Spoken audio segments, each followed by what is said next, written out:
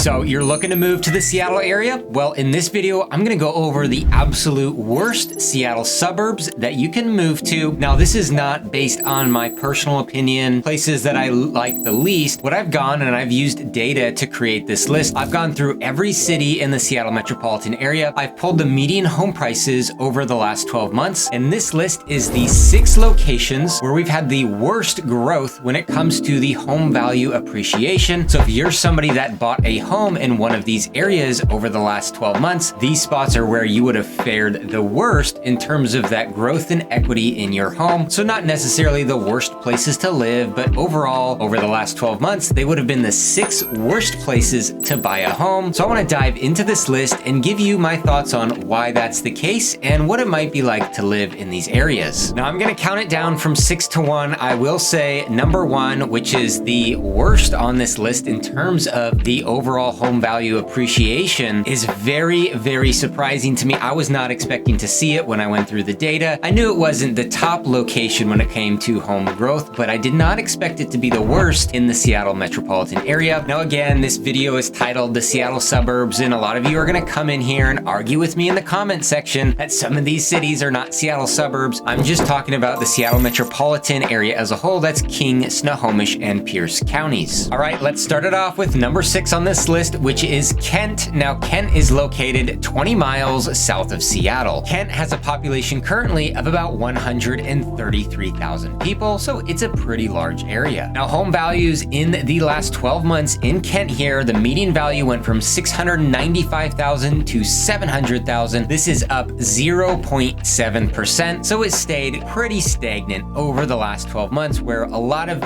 areas and home values grew. This one stayed quite a bit stagnant. Now, one reason for this is Kent is certainly not one of the most desirable areas that you can live. Now, I know a lot of people want me to come on here and talk about crime rates and all the crime going on in some of these areas on this list. Due to fair housing laws and being a licensed real estate broker here in Washington State, I cannot discuss specific crime stats here on these videos, but what I will point you towards is a great resource called crimegrade.org. It's an interactive map where you can pull up any of the cities around here. You can zoom in and out of certain areas, and it'll sort by property crime and violent crime and overall crime and give you an idea of what places might be better than others when it comes to those reported crime rates. So use that as a resource if it's a question that you have. Now, Kent feels very industrial and doesn't really have a great sense of identity. There's no like great local, small, historic downtown that offers a lot of great shops and boutiques and local businesses. That really doesn't exist much here in Kent, and it just feels very commercialized through the entire city. Homes on average are going to be certainly towards the older end. Now, there can be some one-off, smaller, newer communities that pop up here and there, but not a ton of new construction going on in this area. There's a lot of condo and townhome complexes all through Kent as well. The school districts are certainly not something that people aim towards and look towards Kent for when they're moving to an area. Niche.com has Kent rated as a B- school district, and if you look on the greatschools.org site and look at the Kent schools, you're going to see a lot of 3s and 4s and 5s out of 10. Traffic here in Kent along 167 is certainly not easy. It's pretty tough. Now, it's not too far south on this list compared to some of the other ones we'll talk about here, so it can be commutable to Seattle or Bellevue, but that commute, of course, is certainly not easy. Lastly, there is a light rail extension that will be coming down here to Kent. It's the Federal Way Link Rail extension that should be opening up in 2026. So you're going to have stops in Kent, Star Lake, and Federal Way. So we'll see what this light rail extension does, if it starts to increase home values in these areas more because they become a bit more commutable to Seattle, but we'll see what happens there. All right, number 5 on this list is actually relatively surprising as well. This one is Shoreline. So Shoreline is located 12 miles north of Seattle, and it has a population of 61,000 people. Now, median home values in Shoreline actually decreased over the last 12 months. In March of 2024, median home values were 812,000, and in March of 2025, those median values went down to 800,000. That's a drop of 1.5% in median home values across the city. Now, it's a little bit surprising that home values went down when so many of the markets across the Seattle metropolitan area went up, but what I will say about Shoreline is it doesn't really surprise me that it's not an area that a lot of people are attracted to moving to. Now, yes, it is convenient to Seattle. There are a lot of people that rely on a 5-day-a-week commute to Seattle for work, and they will end up living in Shoreline because it gives them an opportunity to have a location where the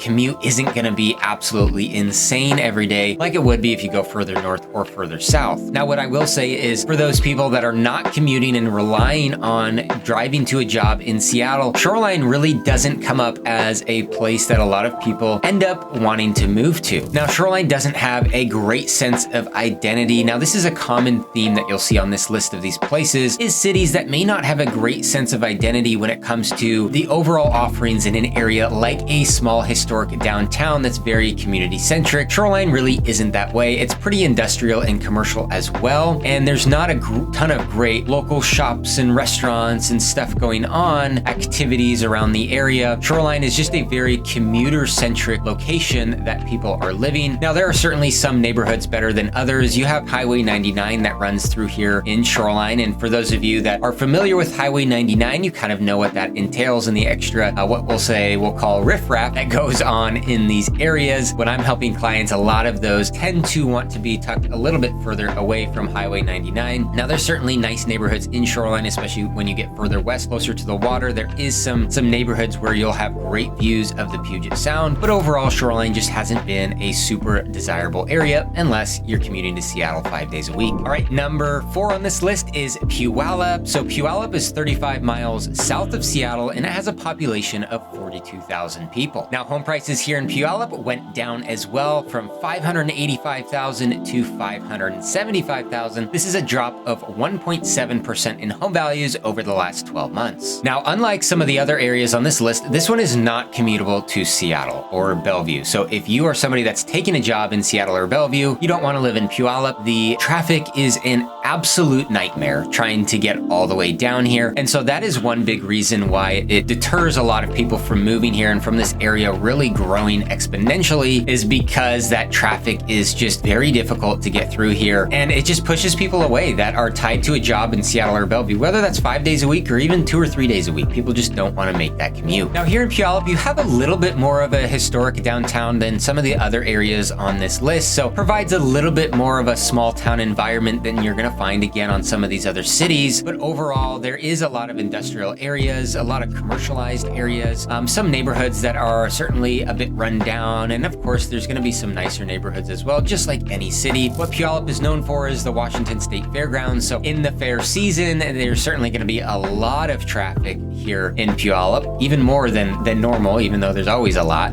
But there's going to be a lot of traffic from everybody around the metropolitan area coming to those fairgrounds. On the south side of Puellup, you also have the South Hill Mall, which is a very big shopping center. So I'd say Puellup offers a bit more than some of the other cities again on this list by just what's offered within the city. But again, not commutable, and traffic is terrible. For the school district here, niche.com rates it as a B+. And if you go on the greatschools.org site, you'll see a lot of schools ranked anywhere in the 6 to 7 out of 10 range. All right, number 3 on this list is Monroe. So Monroe is 32 miles northeast of Seattle and has a population of about 20,000 people. Now, home prices in Monroe went down as well from $819,000 to $800,000. This is a drop of 2.3% in those median home prices over the last 12 months. Now, there's a few things going on here with Monroe. Traffic out here, again, this is a common theme on this video as well. Traffic out here is tough. You have 2 ways to get out here to Monroe for the most part. You can go on Highway 2 from Everett. You get off in Everett, go over Highway 2, and Highway 2 is what takes you out to Eastern Washington, to Stevens Pass. And so this traffic through here, it's not only just rush hour traffic that gets bad coming out to Monroe. You can also take Highway 522. If you're coming from, say, Bellevue or somewhere on the east side, you're going to jump on 522 and come up north here to Monroe. But because this Highway 2 is a main thoroughfare to get over to Eastern Washington and Stevens Pass, it's not just rush hour traffic that's the problem. It's weekend traffic as well is pretty tough out here. A lot of times, especially those holiday weekends, it can get absolutely brutal when people are traveling to the mountains and to Eastern Washington for those holiday weekends. Everybody's coming through Monroe, and so it gets really, really backed up. Now, Monroe is pretty developed and commercialized. You're gonna have a lot of shopping and whatnot around here, but what I've seen is there's not a lot of great local, again, cities that don't have a great sense of identity. Monroe probably belongs on that list. There is a bit of a historic downtown. It's certainly not great, not really built out, not a ton of local businesses and shops. There's a few, certainly. So there's a few things that you can do and walk around and see, but overall, there's not a ton to do in Monroe. A big reason why people move to Monroe is for the availability of acreage property at a bit more of affordable price point. And so that's the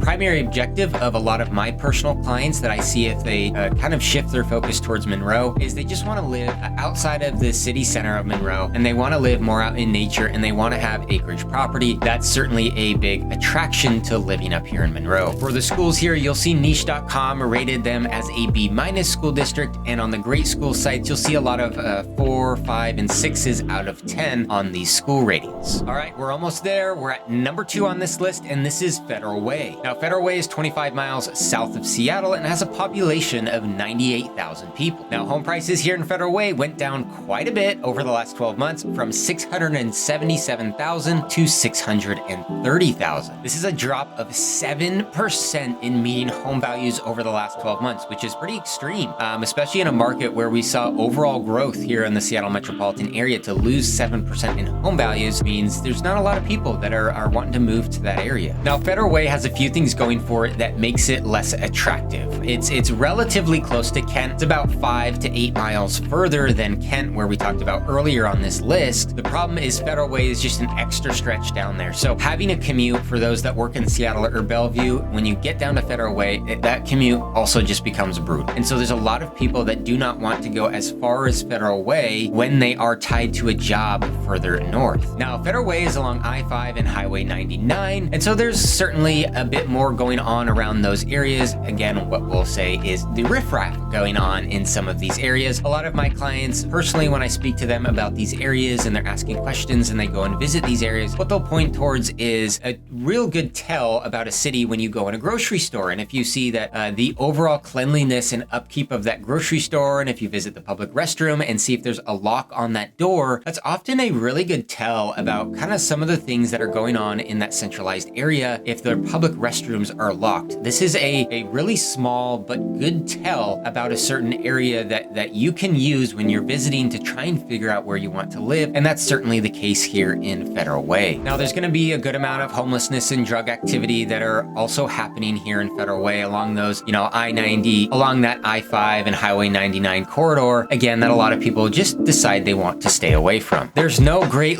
historic downtown or walkable core, so it doesn't have a great sense of identity. There's some shopping, of course, in the area, like all the cities around here have, but there's no great, really centralized walkable area. Now, the one main thing that Federal Way is known for that attracts some people from other local cities is the Wild Waves theme park, which is our biggest theme park over here in Western Washington. And so you can take advantage of taking the kids there, checking out the roller coasters, all the rides, or going to the water park and checking out the water slides. That is certainly a family-friendly activity that you can check out here in Federal Way. Lastly, for those schools, you'll see niche.com rated it as a B- school district, and on the greatschools.org site, you'll see a lot of 3, 4, and 5 out of 10 ratings in most of these schools. Now, I mentioned that light rail extension that's going to be coming in 2026. The furthest south stop here is Federal Way, so curious to see if that will change people's opinion on coming down here to Federal Way, those that work in Seattle. If they can avoid having to drive and take the light rail, we'll see what that has in store. All right, we're finally at the last one on this list, though. This is number 1. Like I said, it was very, very surprising to me to see it at the number 1 place for the worst growth in home values over the last 12 months. This is Lynwood. So Lynwood is 16 miles north of Seattle. It has a population of 44,000 people. Now, home values in Lynwood over the last 12 months went from 807,000 to 734,000. This is a drop of 9% in home values over the last 12 months, which is pretty wild. Now, you might be asking, what's so bad about Lynwood? Why have the home prices dropped so much? Part of me is going to say, I don't know, you got me there. Part of me does have some reasons for sure.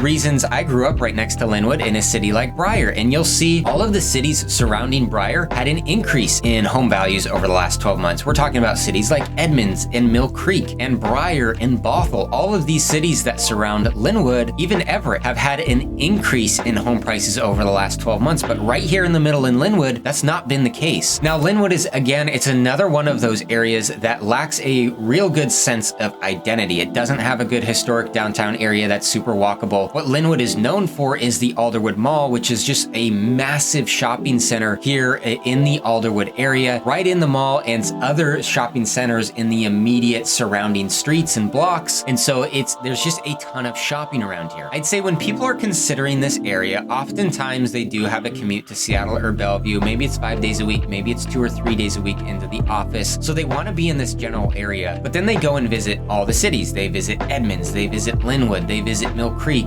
and Bothell and Briar, all of which will have a relatively similar commute time to Seattle or Bellevue, and they decide, hey, Lynwood is last on my list of all these cities. I like all the other ones better. They seem to have a better feel, a better, again, kind of sense of identity and things going on in more of a walkable core that Lynwood does not have compared to the others. So I think that's a big reason why is people are just comparing it to the immediate neighboring cities, and they immediately put Lynwood last on the list. Again, it runs right through I-5 and Highway 99. We've talked about that a number of times on this video, and a lot of my clients and people I see in general tend to look at neighborhoods that are further away from that main kind of corridor. Over about the last 6 months, we had the opening of the Lynwood light rail station, so it is providing a more convenient option for those going down to Seattle for work. We'll see what kind of change that has here in the long run. That is the overall list, the top 6 places with the worst growth in home values over the last 12 months. Hopefully this one was helpful for you if you're looking to make a move over here. I love helping out those of you that are relocation buyers or those of you that already live local and are looking to buy or sell a home. Feel free to contact me here at my info below or book a link on my calendar for a call. Would be happy to discuss with you a lot of the different areas in and around Seattle and figure out what the best spot might be for you to be moving to. Thanks for watching this one. I'll see you on the next.